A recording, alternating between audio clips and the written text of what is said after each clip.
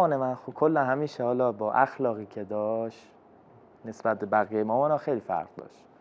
الان هم مثلا هر کی منو میبینه میگه آقا خوش به حالت که مامانت خام نیکوه اینجوریه. هیچ وقت دستشون بلند نکرد، مثلا مامان بد اخلاقی نبود، همیشه با مهربونی جواب میداد. حالا مثلا کاری هم خواست بکنه سیاست نداره، ولی خب حالا مثلا خودش میگه آره من بعضی وقتا صحبت میکنم با هم دعوامون میشه، میگه آره من شاید مادری نکرده باشم، میگم همیشه هم میگم تو مامان بهتری مادر دنیا بودی برای من. میترسیدم، نه اینکه نترسم، ولی خب وقتی که حالا نه ترس چجوریه، یه دیوار ذهنیه. خب من حالا اون سوسمار رو جلو خودم دیدم واقعا ترسناکه. بعضی وقتا نگاش میکردم میگفتم اگه الان عصبانی بشه، مثلا مارا و سوسمارا هیچ وقت همیشه چهرهاشون یه شکله، نه لبخند میزنن نه اینکه ناراحتن.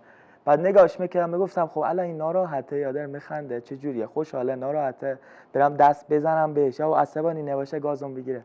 خب این فکرها رو بچه بودم میکردم، ولی میدیدم مامان دست میزنه بهش، خب منم ترسه میرخ واقعا میرفتم سمتش و این کار رو انجام میدادم، لمسش میکردم، بغلش میکردم. خب کم کم علاقه تو منم ایجاد شد. همینه، ترس همون جوری که ترس انتقال پیدا میکنه علاقه هم همون جوری منتقل میشه. بعض وقتا کار من تو خونه این بود که پارسا بلند شد ایگوانا رو پیدا کن مثلا، بعد کل خونه رو بعد زیرو رو بعض وقت میره راه میره، همیشه ساکن بود مثلا یه جا نشست کاری نمیکرد، بعد یهو غیبش میزد مثلا بعد پیداش میکردیم، حالا بالای پرده بود پشت یخچال، اصلا یه جایی میرفتن که پیدا کردنش هم سخت بود. ما زمانی پایینه زیر زمینه خونه عموی مامان زندگی میکرد. بعد زن عموی مامان خیلی میترسن از اینا، خیلی زیاد حتی. از جوجه رنگی میترسه؟ از جوجه کوچولوهایی که مثلا رنگشون میکنن از اینا هم میترسه کلا. بعد فکر میکنم که یه بار سوسمار رو حیاط بود، چجوری بود؟ نه زنم رو حیاط بود، بعد حیاط جوری بود که بالکن خونه ما طبقه پایین بوده، بالکن ما با حیاط اونا مثلا بالکن پایین بود، حیاط اونا بالا بود، این به هم وصل بود. بعد سوسمار رفته بود بالا، چجوری شده بود که نمیدونم، اینا داشتن همه آفتاب میگرفتن. بعد آره رفته بود بالا رو آفتاب اونجا خوابیده بود و رو زمین، بعد آفتاب داشتن میگرفتن و فکر میکنم زنموه شما اومد رو حیاط بعد ندید اینا رو. خیلی و چیز جالب تر که یه بار از این نکته که حالا باش نشونتون میدم تو لباسمه بزرگش این تو خونه ما بود، بعد گم شد. بعد زنم منن ترسو گفتم فقط هر لحظه گفتم صدای جیغش میاد و این 10-12 روزی مار گم بود. من فقط گفتم یعنی بره بالا این سکته میکنه خونش میفته گردن من، چون وحشتناک است. از میگم از جوجه رنگی میترسه، میره بالا موب و جیغ میزنه، یعنی فقط منتظر جیغ زنمون بودم. بعد کجا پیداش کردیم؟ تو دستشویی، دور کاسه دستشویی رفته و حلقه زده بود، سایزش هم بزرگ بود، قشنگ شده و پلنگی قشنگ کاسه دستشویی پلنگی شده بود. اونجا پیداش کردیم. بعد چرا رفتن دستشویی با صدای فیس فیس مار مواجه شده بودن و تا خاطره تو دستشویی بچه‌ها زیاد داریم. یک بار بله البته صابخونه من نمیدونست اینا زندن، با عروسک اشتباه گرفته بودشون و متاسفانه متوجه شد که اینا زندن. گفت خانم من وحشت داره و لطفا اینجا رو ترک کنید. من اینو که برده بودمشون بیرون آفتاب بگیرم، بعد من فکرم صابخونم مسافرته، رو حیاط بودم البته این روشونه من بود. اومد تو و دید که گفتم عروسکه، ولی دیگه طبعه که عروسک نیست. عروسک همیشه قد تکون میخوره، هم عروسکه ولی دیگه دیدم ما تو مپ بود نگاه میکنه و گفت که زنگ زد، یعنی بعدش گفتش که لطف کنید از اینجا برید. سلام و درود. امروز ما به پسر گلغذا بگیر گازمون گرفت. پسر آخو میبینه کم بیچش رو هستن و یه شکل خنده رو انگشت ما درست کرد، با اینکه درد داره ولی مهم نیست. مهم اینه که این شرایط سخت و بحرانی حالمون عالی نگه داریم، حالتون عالی نگه دارید. این شرایط خواهد گذشت. شاد باشید.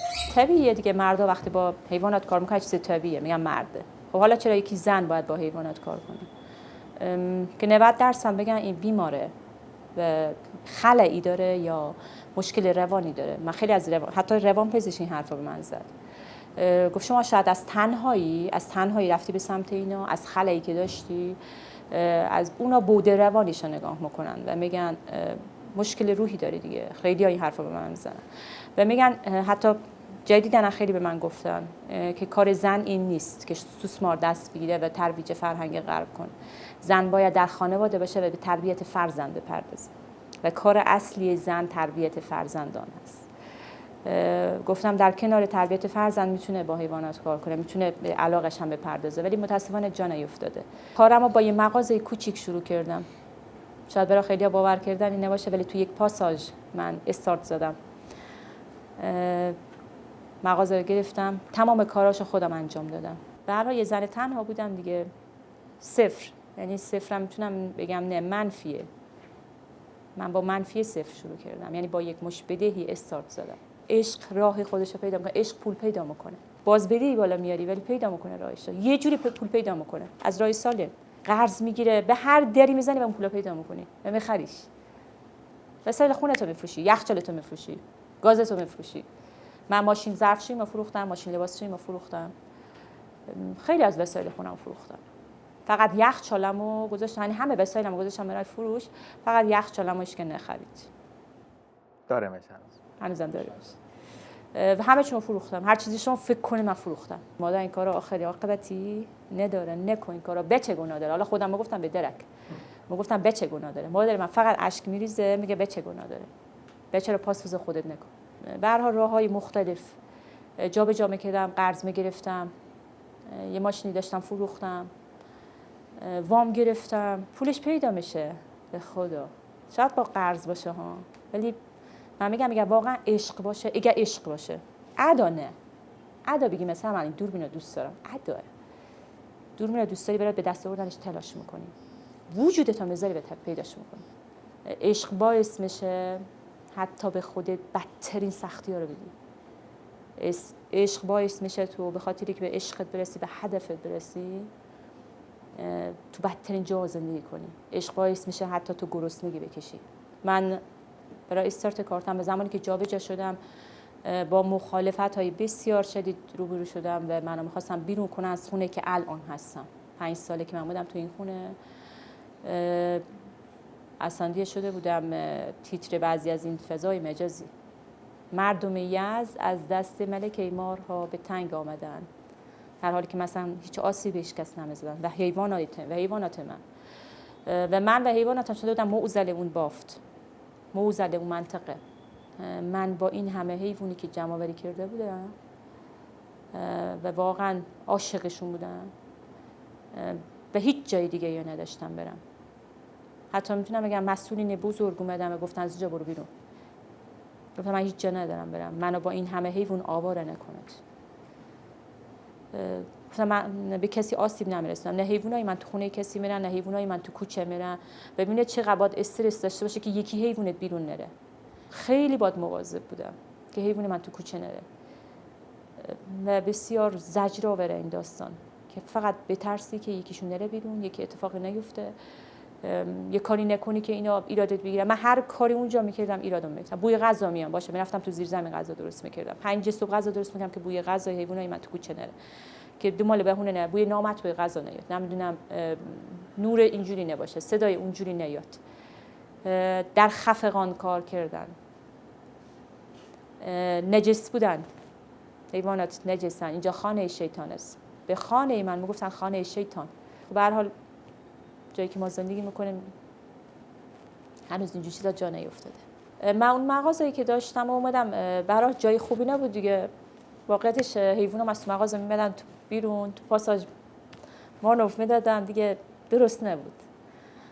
با سوسمارمو تو پاساژ جمع میکردم. به هر حال مثلا ساعت 5 صبح زنگ من بزنن خانم نیکو مارد تو پاساژه. حالا خیلی اون نگهبانا به من لطف داشتن، واقعا انسانای شریفی بودن و حتی برای که مثلا خبر به گوشه بالا سریا نرسه تو خودشون چیز میکنن، جمعش میکردن.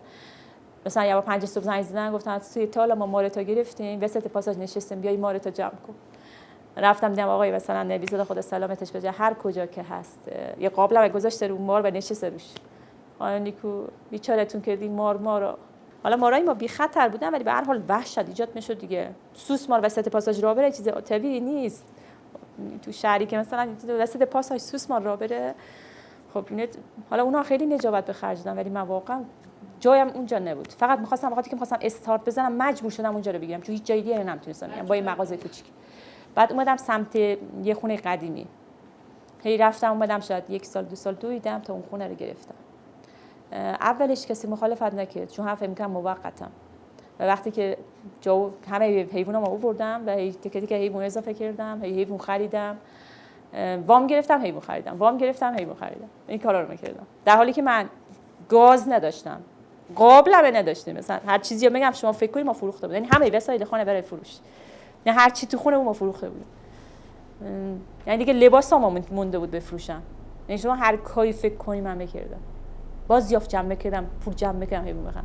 هدف داشته باشی، عشق داشته باشی میرسی.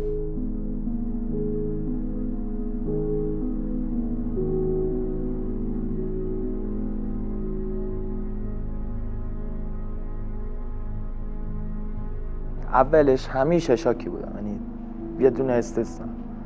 چرا مثلا نار نداره، ما همش داری غذا اونا میدی، منم غذا میخوام، اینجوری اونجوری. بعدش چی بود؟ مثلا الان مغازه تو پاساژ گاز نداشت. خب مامانم هم میومد، من تو پاساژ کار میکردم، عطر فروشی کار میکردم موقع جان. مامانم هم میومد به گاز مثلا کپسول گازا میذاشت شوشونه و میرفت بالا و میومد پایین. گفتم مامان خب چه کاریه، بذار بیام کمک. میرفتم کمکش میکردم، خسته که میشدم غر میزدم. ببخشید خسته که میشدم شروع میکردم غر زدم. همش داری مثلا برای حیوانات کاری میکنی اینجوری. بعد فکر کنم مثلا هر روز 4-5 تا کپسول گازو میبرد بالا، خالی میشد میاد پایین، میبرد بالا. کار ما این بود. میخواد منو خفه کنه فکر کنم. باشه حالا در مورد مامان صحبت نمی‌کنم. همیشه اصرار داره که من دستشوی حیونا رو جمع کنم. نمیدونم حالا چه چیزی پشت اینه، ولی اگر که مثلا تو نمایشگاه 30 تا نیروی بیکارم باشه، پارسا دستشوی ما رو جمع کن. مامان چرا من؟ چه دلیلی داره؟ واقعا چرا من؟ همیشه هم اصرار داره که شیشه مثلا نمایشگاه شیشه ها رو من تمیز کنم، دستشوی ما رو هم سخت‌ترین و بدترین کارا من باید بکنم. بعد این مثلا ما رو هم که دستشویی میکنه، دستشویی معمولی نیست، دستشویی فجیحه، بدبو. نه بدبو نیست، خوشبوه، خیلی خوشبو، فوق‌العاده. که از همین سختیایی که تو ستاره بود. آخ یکی دیگه‌اش این بود که حیوانات نیاز دارن برن آفتاب بگیرن. خب بعد تو پاساژ آفتاب نمی اومد. خب دیگه معقوله. ما باید حیونا رو می‌زدیم زیر بغل آسانسور پشت اون پاساژ می‌ذاشتیم اونجا آفتاب. وقتا نمی‌تونستن از آسانسور استفاده کنیم، مجبور بودیم 5 طبقه پله بریم بالا. بعد خودمون هم باید با حیونا میشستیم اونجا آفتاب می‌گرفتیم. یعنی اگر سفید بود قطعا سیاه می‌شدی. قطعا، یعنی شکی توش نبود. حالا تو یزد تابستون آفتاب گرمای بعد من یادم چیلر این کولرهای بزرگی که پاساژ داشت می‌رفتیم زیرش، خنک بود. زیر اینا میشستیم که مثلا حیونا فرار نکنن و آفتاب بگیرن. بعد بعضی وقتا بعضیش من فرار می‌کردم. مثلا این سیاوش یه بار گم شد. اومد آفتاب بگیره، مثلا بچه‌ها حواسشون نبوده و در رفت. حالا تا من رفتم بالا بودم سیاوش نیست. سیاوش 1 ماه نبود. یعنی تمام پشت اون بزرگی و من پر از مثلا آهن و اینا، پر از وسیله و برای پیدا کردنش سخت بود دیگه. همش من بالا پشت اون داشتم دنبال میگشتم. بعد یه جا بچهای آسانسور که درست می‌کردن دویدم اون خانم نیکلاش حیولات بالا پشت بونه. اجدای نمیدونم فلان اجدای کمون. بعد گفتن یه چیزی بزرگ، گفتم بابا بزرگ نی، میترسید بزرگ نمی‌بینتش. میگم میترسم بچه‌ام که منم بالای آسانسور چون رو بلنده یا بچه‌ام بیفتم پایین و باعث مرگ بچهای ما بشه. خب این استرسایی بود که ما داشتیم، یا خدا که اتفاقی نیفته اینا ببینم بترسم. بعد هی زمین گفتم آقا نگاه کن کجاست. شما فقط چشمت بشه به جای که فرار کنی وایسا ببین کدوم نقطه هست. بگو آقا تو این نقطه. و آقا رفته بالا پشتمون رو بلندی واسه و فقط گفتم الان میفته پایین. از بس ترسیده بودم. رفته بود تو بدترین جای و پشتمون وایساده بود تو بلندترین و بدترین جایی که میتونست وایسه، از بس ترسیده بود. و فقط میگفت که اونجا. ما دویدیم و رفتیم آهنا رو زدم که زیدم زیر آهنا. بغلش کردم و بوسیدمش و گفتم سیاوش کجا بودی و اواپرسیو. یعنی اون بنده خودم بالا خشکش زده بود. یعنی از بس وحشت کرده بود. خب اینا استرس دیگه، حیوانت گم بشه. خب هم دردی سره مجوزت باطل میشه، یه اتفاقی برای یکی بیفته، بعد یه اتفاقی برای خودش بیفته، اینا همش استرسه. باکش نشه نکشنش، یکی نبینه بکشتش، اینا همش اذیت میشه. یعنی تو این 1 ماه شاید من شب نمیتونستم بخوابم از فکر اینکه این نیست الان. من فیلم های حیوانات زیاد نمیتونم نگاه کنم، واقعا حالم بد میشه و خودم رو سرزنش میکنم. نیکو روش، عمل کرده ضعیف بود. تو اگر بیشتر آموزش داده بودی، بیشتر کار کرده بودی، بیشتر زحمت کشیده بودی و بیشتر آموزش داده بودی، الان این حیوان کشته نمیشد. اگر این حیوان کشته شده تو مقصری، اگر این حیوان ضربه دیده تو مقصری. بدترین تهدید برای من اینه که حیوانامو تهدید کنن که حیواناتو از بین ببریم، آتیششون بزنیم، بکشیمشون. خب اینا بدترین تهدیداییه که میتونه، اگر به خودمو تهدید کنم، به خود اصلا برام مهم نیست. یعنی بدترین بلا رو اگه سر خودم بیارم اصلا برام مهم نیست. ولی اینکه یه ذره گوشه ذهنم باشه که اینا آسیب ببینم، برام غیر قابل هضم و غیر قابل تصوره. واقعا اذیت میشم. برای اینا دست منه، امانتا دست من، مسئولیتشون با منه. من مادر اینا هستم. همیشه به من میگن ملکه خزندگان. من ملکه خزندگان نیستم. من مادر خزندگانم. ملک حکومت میکنه، ملک خدمت نمیکنه. مادره که همیشه خدمت میکنه و دلش میسوزه. خب من وظیفه‌م اینه که مواظب اینا باشم، مسئولیتشون با منه، کوچکترین آسیبی نبینن، در کناری که من بهشون میگم. من همیشه به سیاوش میگم سیاوش میدونم دست من اسیری و جای تو طبیعته، ولی تو باید باشی تا مردم یاد بگیرن که امثال تو رو نکشن و باید تو از خود گذشتگی کنی و باید ایثار کنی. تو باید فدا بشی که هزاران هزار نفر یاد بگیرن که امثال تو رو نکشن و آسیب نزنن. خودم ناراحتم، خیلی خودم بیشتر وقتا ناراحتم، ولی که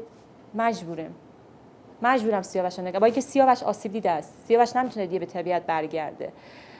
بعض وقتا میبرمش، ولی اینکه رها باشه، چون 100% اگه سیاوش بره تو طبیعت از بین میره، چون یکی از چشماش کوره و دیگه از دستاش مشکل پیدا شده، به خاطر اون ترسی که مردم از اینا دارن و اینا رو میزنن.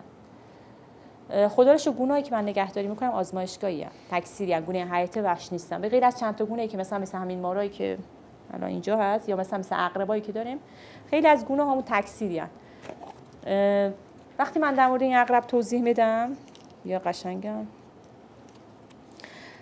شما وقتی که عاشق یه حیوانی باشی،